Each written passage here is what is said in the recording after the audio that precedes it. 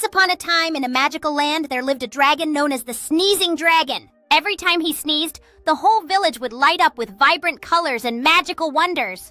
Children would rush outside to catch the magic that fell from the sky, turning their day into a festival. The Sneezing Dragon became the hero of the village, bringing joy and laughter wherever he went.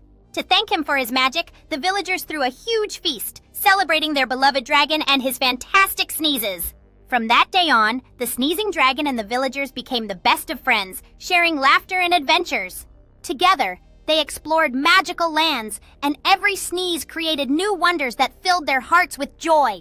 One day, they stumbled upon a hidden treasure, a reward for their friendship and adventurous spirit. They danced under the stars, grateful for their magical friend and the treasures life had gifted them. As the sun set, the Sneezing Dragon took to the skies, spreading joy and magic to everyone below. And every night he drifted off to sleep, dreaming of new adventures and the happiness he brought to others.